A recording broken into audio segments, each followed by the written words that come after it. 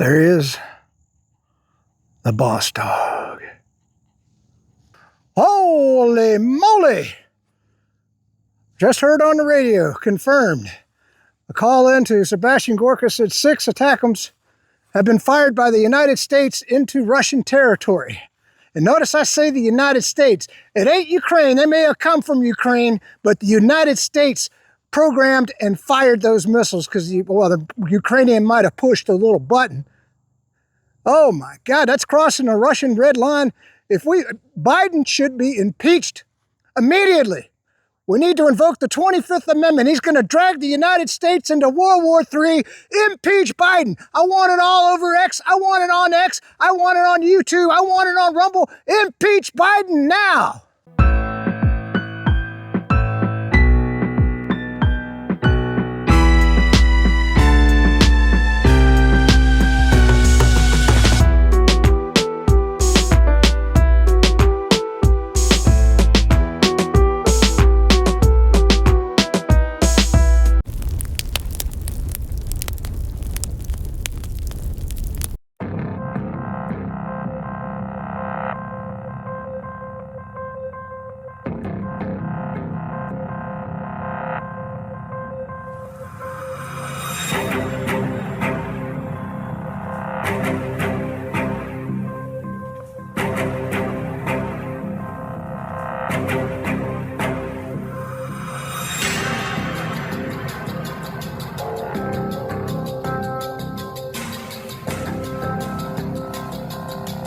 Stamped and approved by Washington. The EU's top diplomat, Josep Borrell, has officially confirmed that the White House is allowing Ukraine to use Western-supplied missiles for long-range strikes against Russia. Now, this comes just 2 months before the Biden administration vacates the Oval Office and hands over the keys to Donald Trump. The Biden administration has authorized the use of its weapons up to 300 kilometers inside Russian territory. It's not that much by way of a distance, it's not a very long distance, and it doesn't go deep into the country. But this is the decision by the Biden administration. Why they have taken this decision now and not before the elections, I don't know. Well, for more on this, RT correspondent Donald Quarters joining me in the studio. I mean, Donald, it's a bit of a murky story. I mean, we have Washington, which still is not commenting or refusing to comment, but then the EU's foreign policy chief just comes out with it. What is going on? Well, that's right. I mean, the White House has been really tight-lipped about this since this became an issue around the world. I mean, and the few statements that we have heard so far have been little more than than pretty much refusals to either confirm or deny anything that's being said in the media or by politicians. And the latest we have is from the State Department, of course, which, again, hasn't really yielded any sort of decisive information. What can you tell us about what the current policy is on whether Ukraine can launch long-range missile strikes into Russia using U.S. missiles? I don't have any policy updates to speak to today. We have made clear that we will always adapt and adjust the capabilities that we provide to Ukraine when it's appropriate to do so, and you have seen us back that up with steps that we have taken over the past several years, but I don't have any new policy developments to speak to today. This, of course, comes after the New York Times published a report on Sunday citing anonymous officials who are apparently claiming that the White House has given Kiev a green light to use long-range ATACMS missiles to strike deep within Russian territory. And when President Biden was actually asked to confirm or deny this, his response was to turn around and say absolutely nothing. I mean, it's interesting. So we have the EU foreign policy chief seemingly confirming something that you've just talked us through. The US is being a bit shady about. France said they're only considering it. The UK also is a bit hesitant. Is this just lack of coordination at this stage? Well, it looks like that, and also a lack of coordination probably between governments and the media, because, I mean, we also saw similar media reports saying, after this New York Times report came out, saying that France and the UK were also greenlighting Kiev to use their Scalps and Shadow Storm missiles to strike deep within Russian territory as well. But again, in terms of officials from these countries, we've either heard a refusal to actually give any sort of definitive comment or comments that basically are telling people that an actual decision has not been come to yet. What are we hearing within the European bloc at this stage? Has there been any reaction to this news? Well, there have been some reactions, and it's been quite a mixed bag because, of course, on the one hand, we've heard from Slovakia's prime minister who said he completely disagrees with the Biden administration's decision, and he said that this could lead to an unprecedented escalation of the conflict. I express my sincere disagreement with the decision of US President Biden to allow the use of American rockets to target the territory of the Russian Federation with a clear goal of completely eroding or dividing peacekeeping efforts.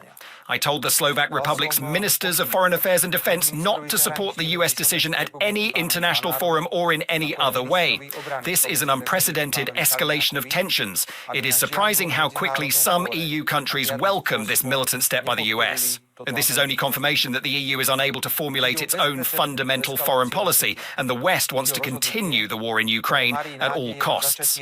The decision by the outgoing US President Biden will also significantly impact the plans of the incoming President Trump, who has publicly expressed interest in ending the war in Ukraine. Slovakia is Ukraine's neighbor and has an existential national state interest in peace in Ukraine. He who wishes to continue the war and welcomes the useless militant steps of the West harms the Slovak national state interest. US President Biden's clear-cut position, above all, harms Ukraine itself. At the same time, other European leaders have essentially come out in complete support of the White House, like Germany's foreign minister and the Polish president. They both have essentially already justified Washington's actions. In light of the recent decision from the U.S., I want to emphasize that this is not a reevaluation, but rather an intensification of the support already provided by other partners, and it is crucial at this moment. These are missiles that have a range of up to 300 kilometers. These are not the kind of missiles that can hit targets such as St. Petersburg or Moscow or other large cities remote from Ukraine. These are not the kind of missiles that can be used across Russia. I mean, we've heard in the past from the Russian leader how he would see such a green light. I mean, it was pretty obvious that he said that this would be a red line that would just, for Moscow, would be completely beyond crossing. Has there been recently any reaction? Absolutely. I mean, Moscow's warned Washington time and time again about taking a decision like this. We heard from Vladimir Putin at one point saying that this would be considered a serious threat for Russia. We've heard from the Russian Foreign Ministry spokeswoman, Maria Zakharova, who said that Russia would likely have to commit to a tit-for-tat response to this. But most recently, we heard from the Kremlin spokesperson, Dmitry Peskov, who said that the West would be squarely to blame for any Ukrainian strikes deep on Russian territory using Western weaponry. These strikes are not carried out by Ukraine. These strikes are carried out by those countries that give permission. Targeting and other services are not carried out by the Ukrainian military. This is done by military specialists from these same Western countries, and this fundamentally changes the modality of their involvement in the conflict. This is the danger and provocation of this situation. Now, it's important we don't forget something else the Russian president at one point said as well, that he believes that Russia has the right to respond in kind to strikes on Russian territory that the government believes to be the fault of the West. So if this is all actually very true, I mean, this would be an escalation to the conflict in terms of proportions that we have not seen until this point. And at a time where it's very clear what the course is taking place on the battlefield as more and more talks of peace, and then suddenly what seems like such a dangerous escalation. That was RT correspondent Donald Quarter joining me. Thank you, John. Watching the world burn, watching the world burn. November 19th, 2024. Let's get into it. Just wanted to say hi. Hi, boss dog. Hey, boss dog. All right. First story I want to get into is, let's get into some good news. Now, the 300,000 missing kids that the Democrats were exploiting, it looks like we're going to be cleaning that up. Tom Horman, I mean, he's a good guy. The border czar, as they're calling him. Like I said, I'm assuming he's going to be given all the resources that he needs, military and otherwise, We're going to have to find all these missing kids. I mean, Democrats are, who wants pedophiles to have kids except for Democrats? I mean, explain that to me. But anyway, I wanted to start the video with this video right here. I don't know if you're familiar with who J.J. Carroll is, but he's been going across the nation sniffing out a lot of these child exploitation facilities that the Democrats were building. And this is his testimony before Congress. I guess this is before Congress. Anyway, and so I wanted to let's play that video first. And I now recognize Mr. Carroll for 5 minutes to summarize his opening statement.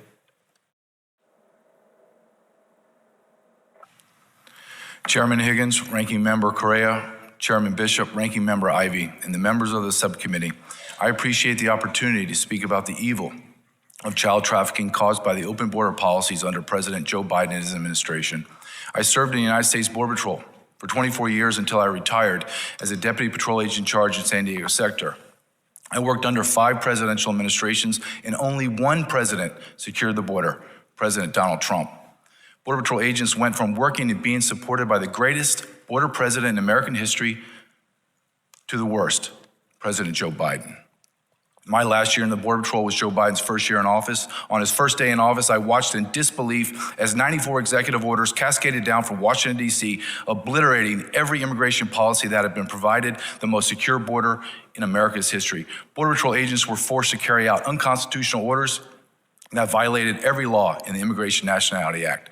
President Biden, through Department of Homeland Security Secretary Alejandro Mayorkas, created policy out of thin air, ignored federal immigration law, and facilitated the largest mass invasion into America that the world has ever seen.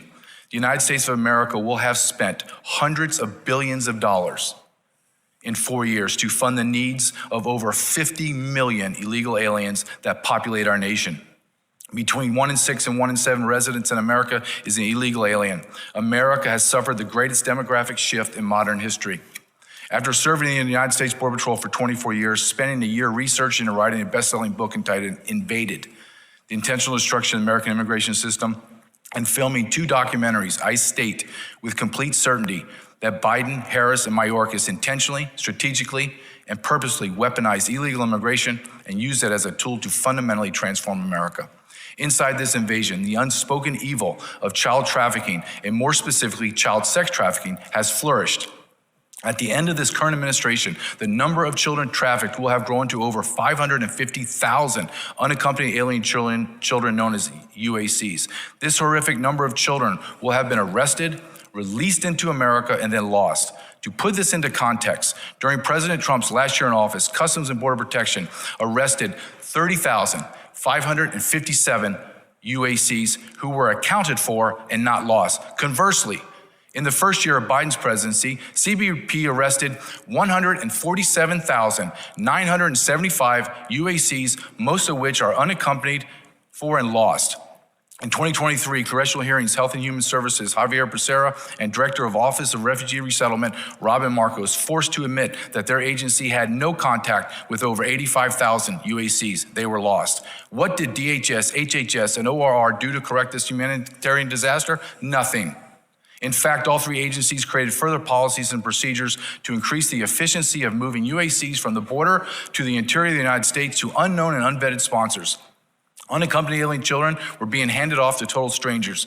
Then they disappeared into the darkness of labor and sex trafficking.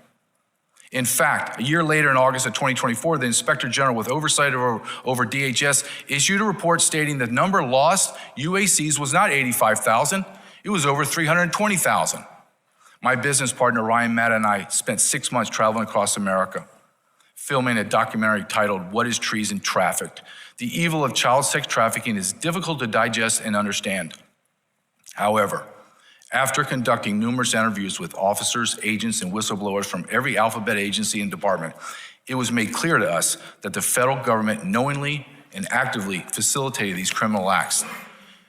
After several exhaustive months of filming, interviewing, and then editing this documentary, I state without reservation that the United States federal government is the world's largest child sex trafficking organization in modern history. The probability that thousands of these UACs are being raped at this very moment is 100%. The call to action has three parts, my call to action, and they're swift, and they happen at the same time.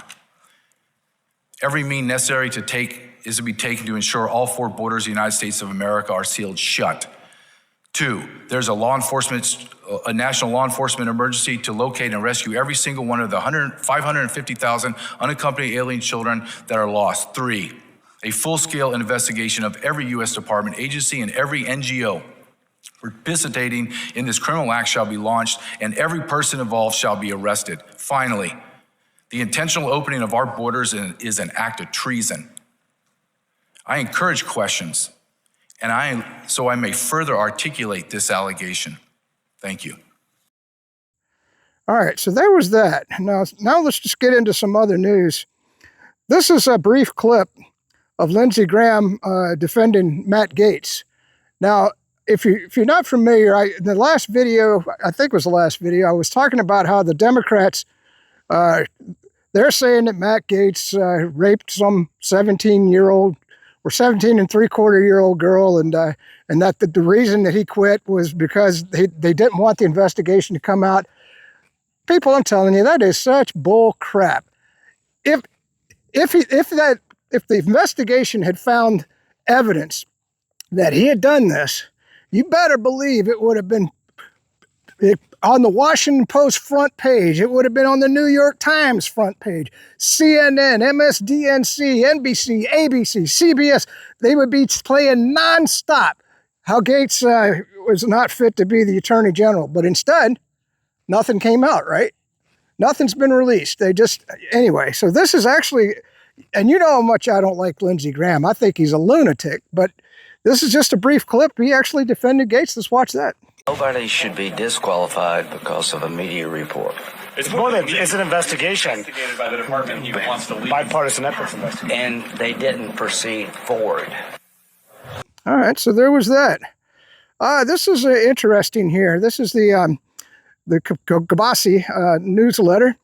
And so I'm just going to read this to you. But this is, I thought this was, wow.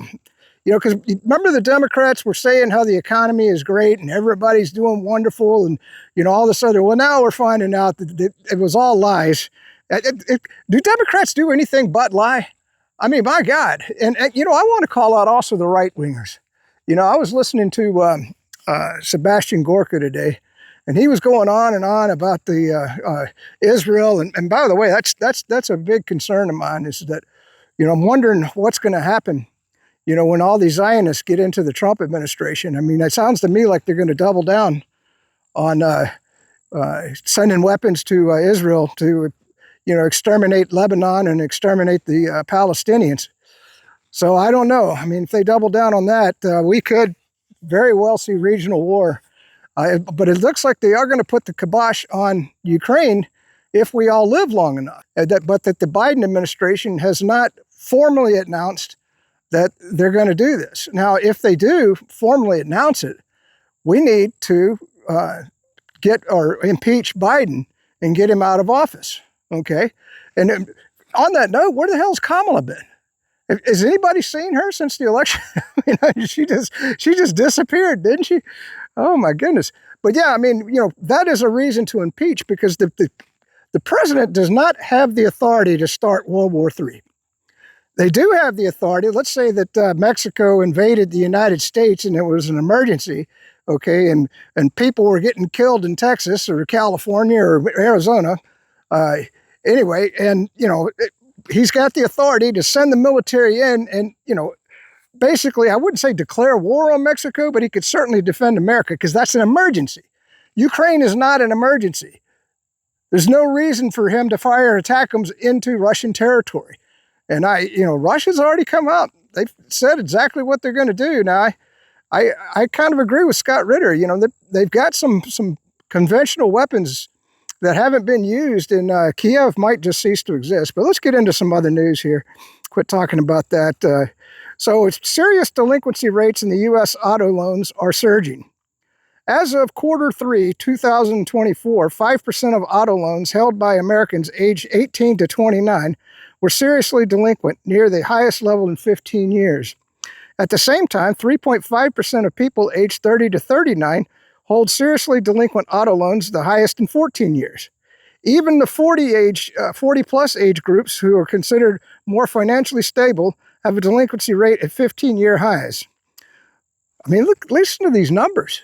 Oh, the economy's humming. Yeah, the economy's great. That's what the Democrat fake news media was. We're going to get into the right-wing stuff. So serious delinquency rates for auto loans are currently rising at their fastest pace since 2008 financial crisis. The car market bubble is popping. So not a good time. Not a good time yet to buy a car. But if you wait, I'd say maybe another 4 months, maybe 6. I bet the auto rates, you're going to be able to go to auctions and pick up cars dirt cheap. And I saw that the Hertz, I don't know if they're going out of business, but I saw that they were auctioning a bunch of their cars. If you wanted to, the thing I don't trust about Hertz is, have you ever gotten in a rental car and, you're like, especially if it's a Mustang, I'm gonna tear this thing up, it's because it's a rental, right? It isn't your car, So I don't know, but at the same time, Hertz has to maintain those cars, so it's well maintained. So anyway, I that's a mixed bag to me. But I was getting back on the right wing media. So Gorka, he's going on and on about how Israel's the victim. Israel is, they need help. Sean Hannity's constantly asking people for money to send to Israel so that they can kill more people. It's just unbelievable how the right-wing radio will never present a balanced view. I mean, all you got to do is get on X or get on Telegram. And just views every day of dead kids, dead women, dead civilians. I mean, the Israelis are killing people just right and left, and nobody talks about it. Gorka won't talk about it. Sean Hannity won't talk about it. Mark Levin, all they going on and on is how the Hamas terrorists must be exterminated, and that Israel's all good. Israel's good. Everything's good in Israel. Like I told you, the economy's kaput. We weren't sending them money, and that's another thing that bothers me, is it looks like the Trump administration, even though we won't be sending money to Ukraine, which is good, and maybe we can wrap that up and get the war stopped, stop the killing, like Trump said, if Biden doesn't start World War III. But the problem is, looks like the money spout to Israel is going to continue. Now, on a positive note, okay, since Trump's administration is so pro-Israel, that means that the Israelis or the Zionists have a real interest in keeping Donald Trump alive, which is a good thing. Okay, I'm just trying to give you some good news. So, because the Democrats tried to kill him twice, and everybody, it wasn't the Democrats, it was just a couple of lunatics. Yeah, right. Or the deep state. Let's just say the deep state. How's that? Anyway, so they tried to kill him twice. And of course, they tried to throw him in jail. They brought every case against Trump that they possibly could. So they're, so the deep state, they're not done yet. I'm sure they're still gunning for Trump in some way, shape, or fashion. I don't think they're going to get him legally, but I wouldn't put it past them to try to kill him. But at the same time, the Zionists they control most of Congress, especially the Democrat portion of Congress. So they might be telling the deep state, the Israelis, because they basically control the U.S. government, they might be telling them, saying, no, we want Trump to stay alive. And that might just keep him alive until he gets into office. And so I just wanted to put a different spin on things, I'm sorry that so many people are dying over in the Middle East at the hands of the Israelis, but oh well. So let's keep going here. Replying to the Kobe letter, U.S. consumer discretionary sector bankruptcies skyrocket. There have been 90 large consumer discretionary firms that went bankrupt year to date. It has been driven by an average consumer pulling back on spending due to record prices in the United States. And that's another thing that the left is trying to, I tell you, how they spin things is unbelievable. You're not going to be able to put the thumb on inflation. There's been too much debt. We just crossed $36 trillion in debt. Okay, that much money printing, and plus you've got the BRICS nations, and all those dollars are going to come flooding back to the United States, which is going to devalue the dollar. So you're not going to get a handle on inflation. Prices are going to continue to go up, and my concern is everybody's going to blame Trump. okay, or the new Treasury Secretary. But they're inheriting a disaster. The Democrats have created a disaster. Okay, so even with Elon Musk and Vivek Ramaswamy doing the Department of what they're going to, I'm drawing a blank. The Department of Government Efficiency, DOGE. How can you forget that? So we're all going to have some pain, man. It's going to be painful. By the way, on that note, silver prices, I just noticed, because I told you I bought silver even though I couldn't afford it because it dropped down to just over $30. And so I thought, man, it's not going to go any lower than this. And I was right. It's back up to about 32 last I looked. So I've already made $2, $50. I made $50 so far. So that ain't bad, I mean, $50 for I bought it, a week ago? So $50 in a week, I know most people, if you're a lawyer, you make that in 10 minutes, or 5 minutes. No, 1 minute, probably 1 minute. So let's get back to some other news. Enough on the economy, enough on the border. Here's a brief video by Colonel Douglas McGregor. Let's watch that right now. Treat international law with complete contempt. And then we excoriate anybody who does something we don't like as violating the so-called rules-based order, which really means challenges our military and financial hegemony in the world. We've had Americans on the ground in Ukraine doing all sorts of things in and out of uniform for a very long time. We know that other NATO members had people involved with this Kursk operation. At one point, it was described as the baby of the SACEUR, the Supreme Commander Europe, and they said it's the Cavoli plan. I don't know whether or not that was true, but that's what was kicked around at very high levels. So we've all been involved in this thing. And at some point when this tragedy ends, we're going to discover just how many people were actually killed who were from NATO countries and from the United States. But right now, all we can do is speculate because those facts just aren't available to us. Okay, so that was cool. Now, I tell you, I love this name. I did this in the last video, Insurrection Barbie. And some of her posts are fantastic. I mean, I don't know. I got to be sure. I was going to direct message her, but I'm just going to be sure and CC her in this video. It says, the people who made your loved ones die alone in the hospital over a virus with a 99% survival rating want to cry about separating families due to deportation. Oh my God. Hey, on that note, because you can't talk about the cough on YouTube. It's illegal, And so the censorship is unbelievable. And on that note, there was two things. I just wanted to cry about YouTube for just 2 seconds. And The Burn on Rumble, that's my channel, The Burn on Rumble, okay? If you can get on Rumble, go over there and watch me there, because a lot of times, so the last video, I had to cut a couple of clips out because they copyrighted them, okay, or YouTube did, all right? So then I'm tuning in, just before I come out, I'm tuning into the liberal hive mind. Now, he's got a big following on YouTube, okay? Same clip in his video. I guarantee you that video wasn't copyrighted.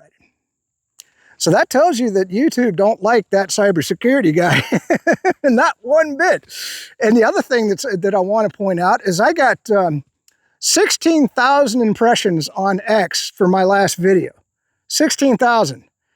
You know how many people follow or know that I exist on YouTube? 411. So don't tell me YouTube's not censoring the hell out of me. And I think I have more followers on Rumble now than I do on YouTube. This is interesting. So Matt Gatez, this is Elon Musk. And I love this point. Matt Gatez has 3 critical assets that are needed for the AG role: a big brain, a spine of steel, and an axe to grind. That's for damn sure. Oh my God. He is the Judge Dredd America needs to clean up the corrupt system and put powerful bad actors in prison. Gates will be our hammer of justice. I just thought that was a cool quote. Here's Charlie Kirk. Going to be very hard for Republican senators to explain why they voted for Merrick Garland. And I want to say also that other lunatic, the traitor that's in charge of Mayorkas. Yeah, and Mayorkas. They put 2 traitors in the government. Your senators did. Now, granted, the Congress was evenly split, and right now we have a Republican majority. Speaking of that, can you believe how they're trying to cheat in Pennsylvania? Did you see that woman down in, was it Butler County? And she said that, yes, even though the Supreme Court said you can't count ballots without signatures or, the date marked incorrectly or just illegal ballots. You can't count the illegal ballots. She said, screw you, Supreme Court of Pennsylvania. I'm going to count the illegal ballots. Unbelievable how the Democrats want to cheat. I can't believe Trump won. I mean, I know that was what their cheating machine. They just knew that they were going to pull this thing out. New York, Illinois, California, they're gone. Because if you don't even have a signature on your ballot, how in the hell anybody can vote? My dog, I could send a ballot in and say, the boss dog votes Democrat. And I guarantee you in California, that ballot would go through. But so anyway, hopefully the federal government will be able to clean that up. And once Trump gets in, and we should have free and fair elections. I don't know. I know the Democrats don't want free and fair elections because they're Marxist, communist lunatics. Why in the world would you not want a free and fair election? Why in the world would you want 300,000 kids in brothels all over the United States so that the pedophiles can rape them? I don't understand Democrats at all. All right, so Charlie Kirk, I've had enough of this so-called House ethics report on Matt Gatez. The underlying allegations are so laughable and flimsy that the only purpose of it is to smear Gatez. Here are the facts. The report comes years after DOJ dropped its investigation I was just talking about this, and so Charlie Kirk lays it all out. I just wanted to read this to you. Investigation into the same claims. Why did the DOJ drop the investigation? Because the claims hinge on the testimony of two witnesses who have such gaping credibility issues that even the DOJ, which hates Gatez, and that's for sure. That's why I was telling you, if they had any dirt, it'd be splattered all over the front page of every liberal newspaper, every CIA newspaper, I should say, because that's all that the Washington Rag and, of course, the New York Post, they're just CIA operations. But anyway, have such gaping credibilities that even the DOJ, which hates Gatez, knew no jury would ever convict him. Who are these witnesses? And I find this very interesting. I hope you do too. You can always cut off, so Joel Greenberg, who has been described as one of the most corrupt Florida politicians of all time, and who has literally made false sex allegations against politicians before, he accused an innocent school teacher who was running against him for tax collector of having sex with an underage student. Sound familiar? The judge called the lies downright evil. Greensburg became embroiled in a series of crimes and faced a possible 27 years in federal prison. One of those crimes was having sex with an underage minor, the same 17-year-old who in the central character in the claims against Gatez. But even Greenberg claims he didn't know she was underage because she lied about her age. She is now active on OnlyFans, selling sexual access for money, and has appeared in porn videos. Go figure. According to the 2023 lawsuit, Greenberg repeatedly begged Gatez to secure a pardon for him, and when Gatez refused, Greenberg vowed vengeance. An inmate who shared a cell with Greenberg told two federal agents that Greenberg told him that the woman who will be willing to adopt Greenberg's lie in hopes of a future financial benefit, Greenberg admitted to paying the woman's legal bills in a text to a friend. Yes, this is all ridiculous. Couldn't agree more. Yes, it's all clearly contrived lies. Will the media use it to tar and feather Gatez? Absolutely. Gatez has made a career of picking fights no one else in Washington has the stomach to pick. They fear him and the DOJ more than anyone. And that's exactly why we need him running the Department of Justice. He's the only one with the guts to fight the most important fights of the DOJ and root out the corruption we've seen on full display these last 8 years. For damn sure. And then this is Alex Jones. Trump pledges to use military on land and sea to dismantle drug and human trafficking networks. And I'm going to say drug and human trafficking networks run by the Democrats. Get that in your head. Run by the Democrats okay, because they're making a lot of money off of bringing all these illegals in, and the drug cartels are running the whole thing, and all that money gets kicked back, and it's also the CIA makes money on that. Oh no, cybersecurity guy, you can't say that. Yes, the Democrats and the drug cartels have been making, and the CIA, that's all one big money laundering or money scheme, and a lot of people are getting hurt as a result. And if Trump does this and he dismantles those human trafficking networks, watch those Democrat coffers go down. I guarantee you, all of a sudden, that in the next election, the Democrats won't be spending $1 billion. I guarantee you, unless they can get some billionaire donors to come in, and that's the only way they're going to have any money, because their money laundering machine out of Ukraine's drying up. Now their money making scheme, working with the drug cartels to exploit people and children, and selling fentanyl throughout the United States. That money's going to dry up. It's going to be interesting to see what happens. So, and then I'll just read this one last little tweet here. Breaking: Trump sent word to the Senate Majority Leader Thune that if the Senate doesn't confirm A.G. Gates, he will appoint him using the Federal Vacancies Reform Act of 1998, which allows the temporary appointments for up to 210 days with a possible 210-day extension. The individual would not require Senate confirmation.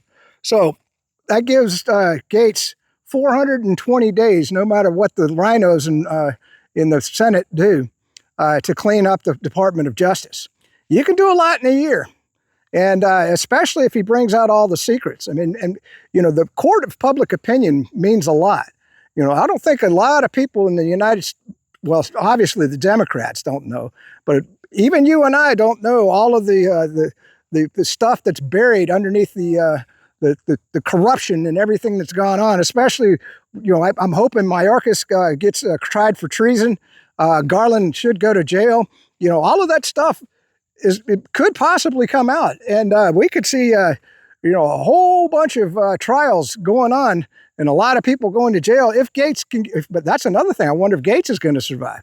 Now, if they take Gates out and kill him, I don't think that because right now, if you kill Trump, I think we would have a revolution.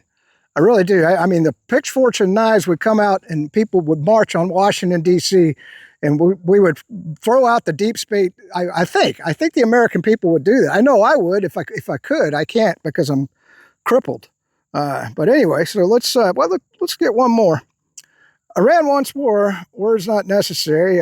Let's see. No, look how close. Oh, there. And this is. I'm going to put this up above.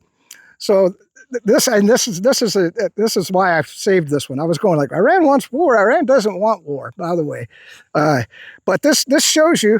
Look how close they put their country to our military bases. You're looking at it right now, I suppose, because I mean, can you imagine all those military bases all the way around Iran? Yeah, Iran wants war, all right. And then, of course, one last update here on Ukraine. This is from Zlat 71. Infantry, the 1487 Regiment destroys infantry and breaks through Ukrainian armed force defenses, according to Korashafo. The fighters of the 1487 Regiment, who stormed Avdiivka from the first days, continue to destroy the Ukrainian armed forces occupiers, advancing in the Prokofsk, I'm not going to try to pronounce the next word, direction. The work of a UAV operator together with the artillery of the 14th to identify and destroy enemy forces near Kosovo. Let's watch that video if I can. I don't see anything in it from the beginning.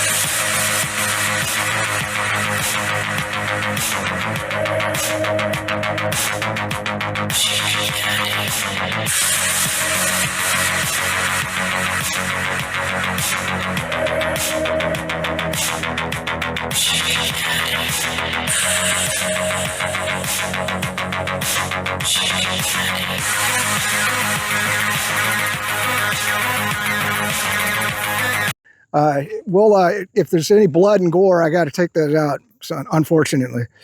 Because, I do think that people need to see the blood and gore. They need to see the dead children in Gaza to understand what's going on. They need to see the dead civilians in Lebanon, the women with their legs blown off or their heads blown off. The blood and gore would bring home the war. Anyway, I guess that's it. Well, let's do one more here. Interesting. Nominated Department of Health and Human Services lead RFK Jr.'s questioning of vaccines and current health models. Sorry, I lost my place. More science-oriented than a lot of his critics. Former CDC Director Dr. Robert Reinfeld said on Kumo.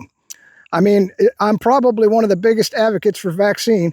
You mentioned that when I was CDC Director, I would say that I think vaccines are the greatest gift of science to modern medicine. Okay, and it goes on from there. So let's watch the video. When I was CDC Director, I would say that I think vaccines are the greatest gift of science to modern medicine, and I still believe that. Kennedy's not anti-vaccine.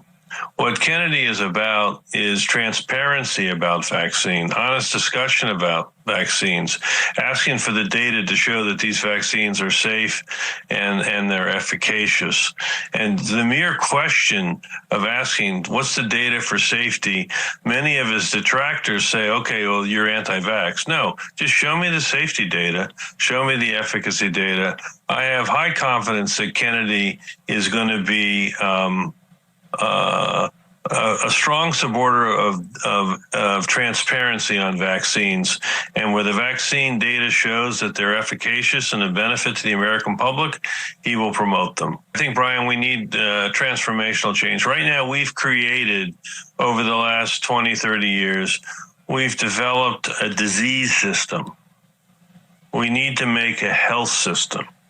And when Kennedy says he wants to help make America healthy again, when I was CDC Director, one of the challenges was we lost about 1.2 million people died of COVID. Other countries like Taiwan lost less than 10,000 people. Why did we lose so many people? We lost so many people because our people are unhealthy. We're a sick nation. And Kennedy... Kennedy is really committed to making us healthy again. And I do agree with you. We should all get behind him. Making a healthy America is not a partisan issue. We ought to get behind him and help him make us healthy again. All right, that's it. November 19th. Peace out. Stay free. All right, two other little tidbits of news for you to chew on. Dr. Oz has been appointed... I don't know what the position is. I guess Director of Medicare and Medicaid to supervise that. That's a good choice. I still think he won the Pennsylvania election because back in 2020 it was just so rigged he couldn't get back past all those illegal ballots that the Democrats were casting. So I'm glad to see him getting a position in the Trump administration. The other little tidbit I wanted to talk about is how stupid Democrats are, because they're still pulling out the same playbook. I've seen a couple of videos where they're calling Tulsi Gabbard a Russian asset. I mean, my God, they're going to pull that rabbit out of the hat again. Do you know how stupid that is? I mean, I tell you, that's like saying the Russia hoax didn't happen with Donald Trump. I mean, I think it was Hillary Clinton was the first one to call Tulsi Gabbard a Russian asset after she torched Kamala, I think, in the primary back in 2020. Anyway, I just can't believe they keep, racist. My toaster is racist according to a Democrat. I'm a white supremacist because I'm a white dude. Everybody who goes against the Democrat narrative is a Russian asset. I guess I must be a Russian asset, huh? Anyway, dumb, dumb, dumb. Well, on the decision of the United States to allow Ukrainian regime to use missiles up to 300 kilometers long, we read what the New York Times published about this. There are still no confirmation either from the White House or from the Pentagon, but we basically take our position on the basis of what is going on physically. And physically, ATACMS, apparently not as long as 300 kilometers, are being used, including this early morning in Russia, against the Bryansk Oblast of Russia, which is bordering Ukraine. And we proceed from the understanding that this is happening, and that any modification of ATACMS cannot be used without American experts and instructors, including satellite data, including programming and targeting. The president mentioned this several times.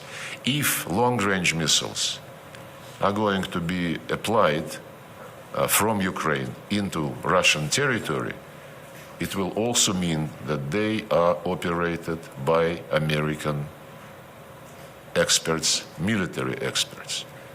And we will be taking this as a qualitatively new phase of the Western war against Russia, and we'll react accordingly. The most crazy, the most degenerated, the most evil president of United States of America in all the history of this great country is Joe Biden. Old, unhealthy, insane, and totally out any kind of normal rationality. He provokes directly Russia to make nuclear response to the West in order to stop Trump, because when Trump comes to power, the situation will be different. I am sure that the peace talk will start. Under Biden's administration, the U.S. was a hegemonic globalist power, trying to impose its own norms and rules on humanity and destroying traditional identities, imposing this wokist agenda that is a kind of legitimation of all kinds of degradation, perversions, and so on. We hope that Trump will bring American society to normality and to the traditional values. I think that idea was directed and is directed not so much against us. We are already in the war, and we are ready to respond to any kind of attack by the West directly on Russia, but it is attack that is the element of inner politics. That is frontal attack against Trump, because the only way to conserve the position and the power for a criminal Democrat gang who now is still in charge of Washington political system is to involve United States in a nuclear war in Russia before Trump comes to presidency, before he moves to White House. It is just sabotage. I think it is a criminal decision. Everybody responsible should understand that to provoke nuclear war is a criminal step that all American presidents avoided during the history. If we avoid until January, nuclear third world war, if we avoid, nobody could be sure, because Russia will respond for sure if something important will be touched by the long-range missiles. But if we avoid this nuclear war until January, I think this gang of usurper of power, this criminal junta of United States, of Democrats, usurpers of power, would be in prison.